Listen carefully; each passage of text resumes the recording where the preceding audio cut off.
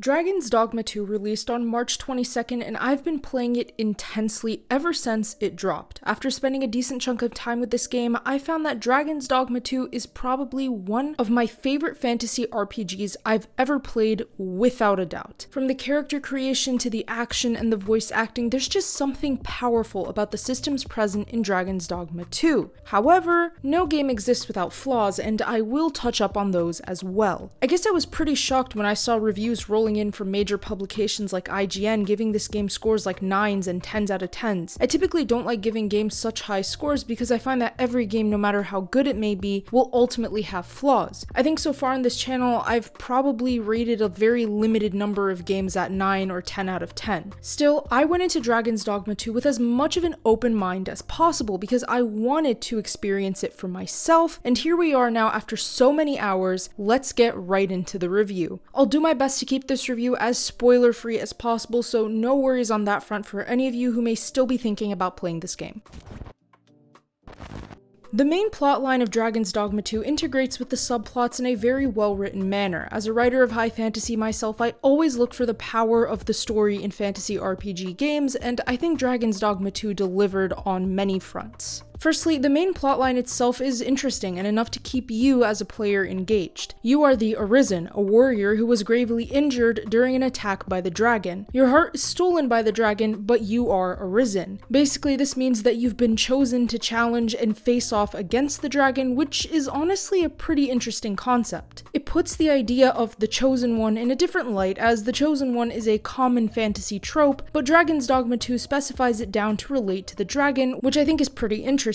Ultimately, you need to slay the dragon and take your heart back. Then there is the other side of the story, which is the political intertwinings of Vermund and Batal. Vermund is the human kingdom, where your Arisen might be from if you chose to play as a human Arisen. The human kingdom is currently embroiled in an intergovernmental conflict where the Queen Regent Disa has installed what appears to be a false Arisen in order to eventually get her son Sven to the throne. Technically, you were supposed to be the next ruler of Vermund, as you are Arisen, but Disa's selfish and can't handle that her son isn't gonna be king. However, her son isn't really super keen on joining in on her schemes and plots. Batal is the Beastren nation, and it's a very different world compared to that of Vermund. Vermund and Batal are at odds due to a war and conflict, and they're pretty much blocked off from each other. Interactions are basically kept at the bare minimum. However, seeing as you are the Arisen, you will have to interact with the two nations. There's a ton of lore and world building present in this game, and it really is impressive to see how that world building was integrated with the overall story and the gameplay. The idea of the Arisen and the sort of fated battle against the dragon, like I said earlier, takes that Chosen One trope but transforms it in an interesting way. Plus, there's a lot of elements to the overall story that make for a much more interesting fantasy gameplay experience. The way the fabric of the story is weaved into the world that you play in works really well, in my opinion. And yeah, overall, I can say that the story was really interesting and was pretty fun to play through. I had no issue enjoying it, and I found the different aspects and character interactions to feel natural and interesting. I liked exploring the different areas of the world, finding new quests to play, and following along the main story. I found myself diverging from the main story a lot because, honestly, why not? It's fun, and there's plenty to see and explore in Dragon's Dogma 2. I won't say much more than this because I'll be spoiling a lot of the story, but this is what I think is important to know anyways. Dragon's Dogma 2 has been one of the most fun games I've played in a while, and definitely is one of my favorite fantasy action RPGs so far, just short of maybe Elden Ring for me due to its gameplay alone. Forgetting everything else, including the world and the story, the gameplay is absolutely phenomenal and for a multitude of reasons. Firstly, let's talk vocations. So for my playthrough, I started out with the fighter. That was more of a stylistic choice because I wanted to make my character look like Goblin Slayer, and the fighter vocation fit what that would look like in my head. That aside, one of the best parts about Dragon's Dogma 2 is the fact that you can unlock all of the vocations, max all of them out, and become a master in all of them. Furthermore, you can switch your vocation at any time, allowing for you to get a full feel for everything you can do in the game over the course of your time in the world. Let's do a bit of a small breakdown on the vocations that I was able to get the most time with, as I haven't played through every single vocation just yet. There's still plenty to do in this game. In fact, there's probably over 100 hours of content to uncover in total. That's not including if you're just kind of messing messing around randomly and exploring stuff here and there and just not doing anything, so it's a long game. The fighter, as I mentioned, is what I started with. This one is your trusty sword and shield combination. It's pretty basic, but I personally had a blast with this vocation because it combines both heavy and fast gameplay and has some flair to it as well. Some of the skills I used the most were the charge attack, the air attack, which was great when dealing with harpies, and there was also a neat skill to evade fall damage when falling by equipping the shield and using it basically to break your fall. The fighter's outfits typically consist of armor that look like what you'd expect knight's armor to look like. Weapon-wise, you can get swords such as the broadsword, which was one of the first I bought at the capital in the game. The next vocation I tried out was the thief, which I thought would be interesting to test because one of the pawns I hired was a thief, and I found that she had some pretty cool abilities I wanted to try for myself. So I switched vocations, bought as many of the skills I could, and went into combat. The thief vocation is definitely very different from the fighter. The fighter's defensive abilities are very useful in battle, however, the thief is quicker and more aggressive by a long shot. Its abilities definitely confuse the enemies, and you can do some cool things like camouflage and set your blades on fire. The marcher armor I used could be equipped to any vocation, so I didn't switch it because I felt like it looked cool, so I had no need to switch it, to be honest. I'm joking, but it does have some good stats for certain vocations. Either way, I tend to prefer knight outfits in fantasy games or assassin outfits because they're both very cool, and why not? I did end up preferring the fighter to the thief, but by a thin margin because I think both are very good vocations worth looking at. The thief does use twin daggers, so the blades are smaller, but you can be more swift and aggressive in your attacks. The next vocation I tested out was the sorcerer, which I ended up both loving and kind of hating. You see, the sorcerer is a powerful vocation. In fact, it's very powerful. Its magic attacks take longer to incant compared to the mage, but its intensity in striking is insanely good. The magic abilities are a must to unlock right away with this vocation because they make all the difference in combat. They're absolutely insane. From shooting out fire to sending lightning strikes, this vocation has some of the most visually exciting attacks. Although you do need to attack from a distance because it takes a long time to incant. I recommend if you pick the sorcerer to build a team with a mage for healing, and the rest need to be good at attacking head on, so a warrior or a fighter and maybe an archer of some type to take out goblins that can take the high ground. Building a team that can support you from near and far is essential to be a sorcerer and survive in this game. After this, I did play around with the archer vocation. I found this one to be really nice as well, although it's most effective at a distance like the sorcerer. It's a bit easier when you're up close because you can also have a diversity of attack styles and ranges. Also, you do have the option to kick enemies away to get yourself in a safer position, but some enemies are more resistant to that sort of attack. Just watch for if they've got shields or how armored they happen to be.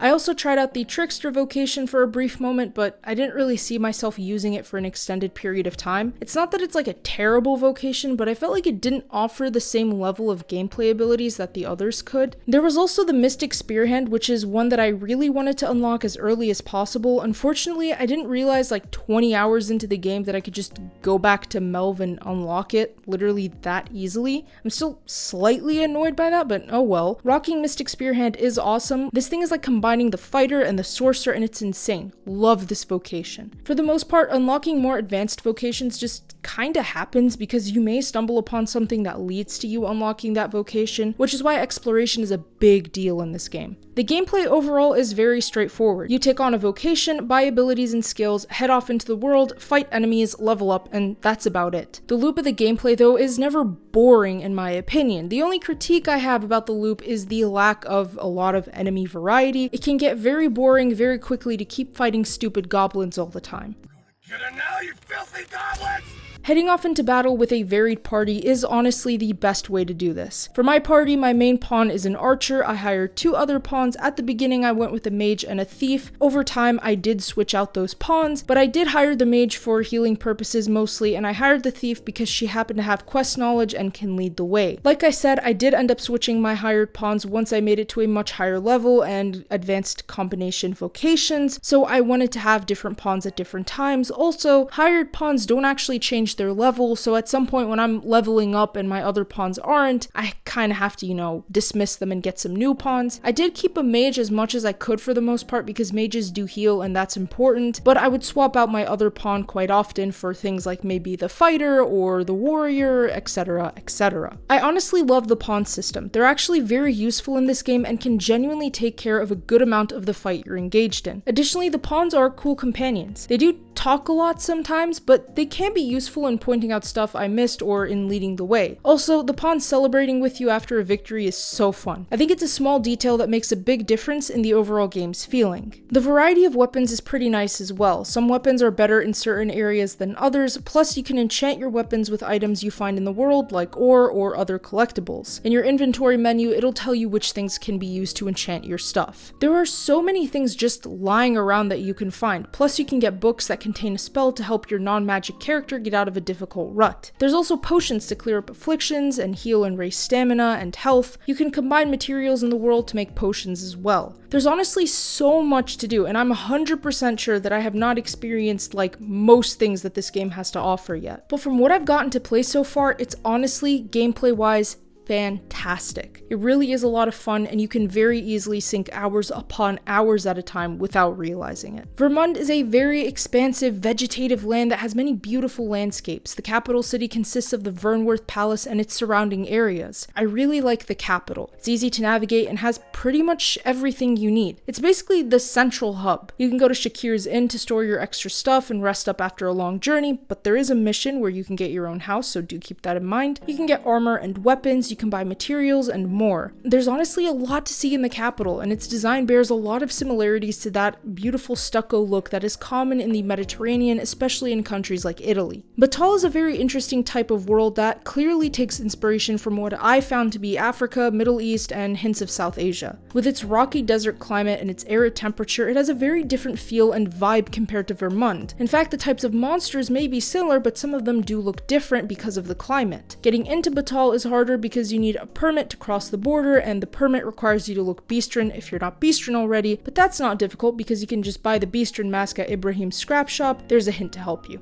As you travel throughout the realms in Dragon's Dogma 2, there's practically no shortage of action. At almost every turn, there's something to see, gather, or attack and fight back against. From roving gangs of bandits to goblin hordes, you pretty much will be fighting for your life a lot. That's why it's very important to raise your stats early and as fast as possible, because the deeper you get into the world, the harder it'll become to keep fighting properly with low stats and low levels. One of the main issues I have with the world, personally, is the enemy variety, because it can get a bit stale. Other than the occasional Cyclops, Ogre, Drake, or something similar, it can get really annoying dealing with the same goblin type for the 100th time. It's one of the things that detracts from the experience, though at the same time, I feel like if there weren't so many enemies to deal with constantly, the game would just reduce to a walking simulator at some point, which is a problem most open world games tend to have. As you travel throughout, you can interact with pawns and NPCs, which is interesting because you can hire pawns on the road, take on new quests from NPCs, and just have random conversations with people. As you go throughout, you can also take on culling requests from civilians being overrun by monsters and beasts, which can net you a reward of things like money or other items. Scattered in the world are collectibles that are pretty important, like these golden beetles or these Seekers tokens. Trading Seekers tokens at vocation centers lets you get some rewards like fairy stones or armor pieces. The golden beetles let you carry more weight so you can keep more stuff on you. If you end up carrying too much, you can go store some items in your inn or wherever you can store your items so you can retrieve them later. Although there isn't really a fast travel mechanic, there are things like fairy stones and ox carts. The fairy stones let you travel to port crystals. Ox carts are located in certain areas of the world as indicated on the map. You tend to find them in densely populated areas. You can pay a small fee to take them to destinations across the map, but the destinations are limited. Oftentimes you'll still need to go by foot, so prepare yourself for most of the game being you traversing yourself on land. As you pass through the map, there are a ton of things to discover, from caverns to villages to ruins and more. Each area will have something to see and explore, and things like caverns, and sometimes give some shortcuts through the main roads, though be wary because these caverns are typically crawling with some type of enemy. Plus, you can camp along the way, so you don't actually have to go rest at an inn every time, you can just rest along the road. Do bear in mind that ox carts and campsites can be raided. Aesthetically speaking, the world of Dragon's Dogma 2 is pretty on par with worlds we observe in most fantasy-related stuff, whether that be movies, books, or games. It does bear a resemblance to things like Middle-earth from Lord of the Rings. Overall though, if you're a fan of fantasy and fantasy-related things like I am, then you're definitely in for a treat with the map of Dragon's Dogma 2 because it's just gorgeous and very well designed. So I've decided to add a bit of a different section to my reviews from now on, which is related to the quality of the game from a few standpoints, that being performance, visuals, and sound design. I've previously talked simply about visuals and sound in a section, but I figured to lump that into one section, just talking about the quality of the game from a performance and look standpoint, rather than just talking about, oh, the game looks nice or it's got a cool vibe. I played this game through Steam on my gaming laptop. It's an Asus ROG Strix G16. In this laptop I've got an Intel Core i9-13980HX, 32 gigs of RAM, and an RTX 4060. Bear in mind that the RTX GPUs in laptops are a bit different than that of desktop PCs. For this game, I turned off motion blur, set the graphics to high, I did use NVIDIA DLSS set to balanced, turned on ray tracing, and capped the frame rate to 120 max. I did this before I even started playing anything to see what it would look like, and it seemed fine when I played through it. Frames-wise, I never really noticed anything significant dropping from a visual standpoint. In the capital city located in Vermont, yeah, there were a couple of noticeable stutters, but it wasn't dramatic. It just wasn't enough, I would say, to detract from the overall game. In the open world, I basically ran into no dips in the frame rate that were noticeable from a visual standpoint. The open world ran fine, and fighting monsters in combat was never negatively affected by any performance issues. I saw some people online report crashes, but I didn't run into any crashes on my own. I would play the game for hours at a time too, and there were no issues. That's why I did list my specs earlier, so you can compare with your own PC or laptop if you're still afraid of that performance aspect. There definitely is an issue with performance though, and I do think that it's a bit ridiculous that it was released on PC in that state. I don't think that it's enough to really make me hate this game or refuse to play it, because at the end of the day, I do think that the gameplay trumps some of these issues. It's not as bad as it could have been,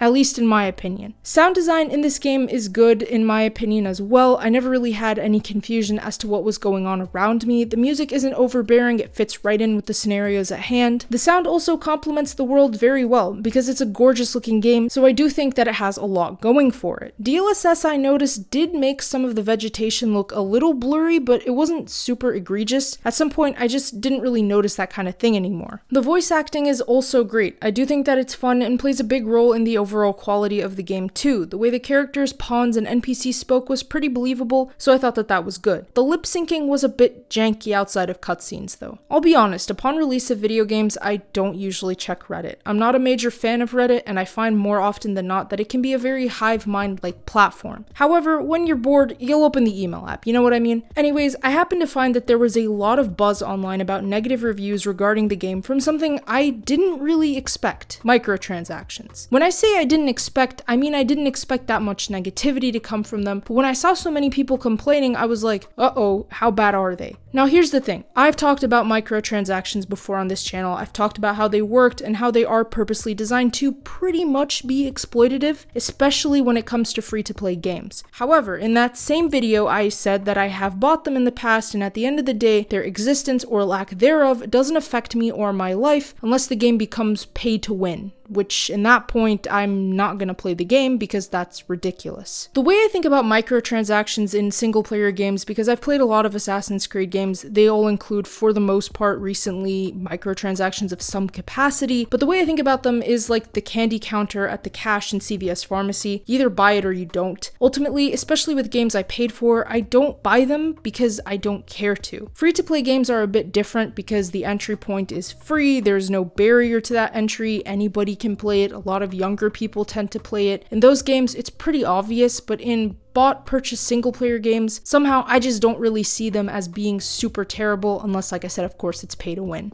The microtransactions in Dragon's Dogma 2 are nothing. There's nothing substantial or insane. Nothing in that list can't be found immediately in the game. Nothing in that list is actually game changing. I didn't even know about it until I went to Reddit because, quite frankly, it doesn't change my gaming experience. Can you critique their existence? Sure, go to town. Does it make me as a person not want to play the game? No. But it's totally up to you. The other controversy was PC performance, which I did talk about in the previous section, so like I said before, it wasn't enough from my perspective to detract from the overall experience I had in the game, but it was unfortunately enough for me to drop a bit of my score down. Despite the fact that I loved the game and everything it had to offer, there were some things like the PC performance that ultimately did hinder my ability to give it a higher review score because, quite frankly, it's not good. Overall, Dragon's Dogma 2 proved to be a game that I'm sure I won't get enough of playing for a while. The RPG RPG is robust, action-packed, and full of interesting things to do. The vocation system has been absolutely fantastic, and the pawns are a great mechanic in the game. Exploration is indeed not boring, and at every turn there's something new to see, collect, or fight. Quests are varied and nice to play through, with random quests being picked up along the way as you go throughout the world. The stark difference between Vermund and Batal is very cool, and I think the architectural and cultural influences on each prove to be very interesting. However, due to some things like enemy variety, PC performance, and some things like lip-syncing weirdness, it definitely did not let me give this game a 9 out of 10 or a 10 out of 10. Ultimately, I had to give this game an 8 out of 10, which I pretty much do for games I enjoy, but couldn't overlook certain things enough to give it a 9 or 10 out of 10. Guaranteed though, if the PC performance were much more optimized, I would have easily given this a 9 out of 10. If they fix the PC performance in the near future, consider my score boosted to a 9 out of 10. And with that being said, thank you all for watching. If you enjoyed that video, feel free to leave a like and subscribe with notifications set to all so you never miss out on a single upload. Comment below what you think about the game so far and if you're playing it or not. Don't forget to check out our website for gaming news, entertainment, and more. The link to that, as well as all our other links, are in the description below. Thanks again, and I'll see you all in the next video.